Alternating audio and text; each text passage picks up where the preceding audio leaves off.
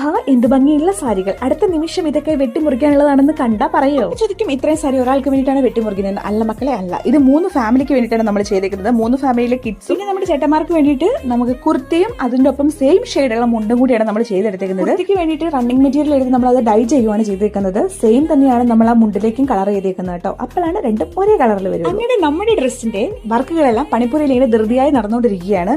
അത്യാവശ്യം ഇച്ചിരി ചോറ പിടിച്ച പരിപാടികളായിരുന്നു. അതിന്റെ കുറച്ച് സ്കാലപ്പ് വർക്കുകളൊക്കെ ഉണ്ടായിരുന്നു കേട്ടോ. പക്ഷെ അതെല്ലാം കൂടെ വന്നു കഴിയുമ്പോൾ അടിപൊളിയാണ്. പിന്നെ ഇനി ഒന്നൊന്നായിട്ട് നമുക്ക് പരിചയപ്പെടാം. 3 ഗേൾസിന് വേണ്ടിയിട്ട് പട്ടുപാവാട സെറ്റ് ആയിരുന്നു നമ്മൾ ചെയ്തിട്ടുണ്ടായിരുന്നത്. 2 പേർക്ക് ഹോൾഡർ നെക്കും ഒരാൾക്ക് കോളർ നെക്കും വരുന്നത്. പിന്നെ പാവാടകളൊക്കെ ഏകദേശം സെയിം തന്നെയാണ് കേട്ടോ. ഇനി നമ്മൾ പോകുന്നത് വേറൊരു ഫാമിലിന്റെ സെറ്റിലേക്കാണ്. ബ്ലൗസ് ഓൾറെഡി ഡിസൈൻ ചെയ്തു. പിന്നെ അതേ സെയിം ഷെയ്ഡ് വരുന്ന ഒരു കോഫി ബ്രൗൺ ഷെയ്ഡ് വരുന്ന കുർത്തിയും അതിലേക്ക് ചേരുന്ന മുണ്ടുമായിരുന്നു ഡൈ ചെയ്തെടുത്തിട്ടുണ്ടായിരുന്നു. ഒപ്പം തന്നെ 4 വയസ്സുള്ള ഒരു ബേബി ബോയ്ക്കും കൂടെ നമ്മളൊരു കുർത്തിയും മുണ്ടും കൂടെ ചെയ്തിട്ടുണ്ടായിരുന്നു. സെയിം കോഫി ബ്രൗൺ കളറിൽ കേട്ടോ. സത്യം പറഞ്ഞ ഈ സാരികളൊക്കെ കണ്ടിട്ട് എനിക്ക് വെട്ടിമുറിച്ച് കളയാൻ ഒരു ആഗ്രഹമില്ലായിരുന്നു കേട്ടോ. നല്ല ഭംഗിയുള്ള കാഞ്ചി കോട്ടൺ സാരീസും കല്യാണി കോട്ടൺ ഒക്കെ ആയിരുന്നു കേട്ടോ.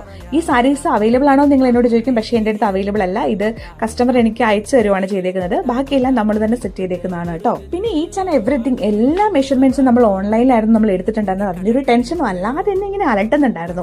ആ സാധനം നമ്മൾ ഷിപ്പ് ചെയ്ത് UK എത്തി അവരുടെ കൈകളിൽ ഇങ്ങനെ എത്തുന്നിടം വരെ എന്റെ ചങ്കത്ത് പഞ്ഞി വെച്ച കഥ. അങ്ങനെ എല്ലാ ടെൻഷനുകൾക്കും ഒടുവിൽ ഇതാ അവരുടെ പ്രോഗ്രാം ഒക്കെ കഴിഞ്ഞ് ഫോട്ടോസൊക്കെ ഇങ്ങനെ ഓരോന്നായി വന്നുകൊണ്ടിരിക്കുന്നു.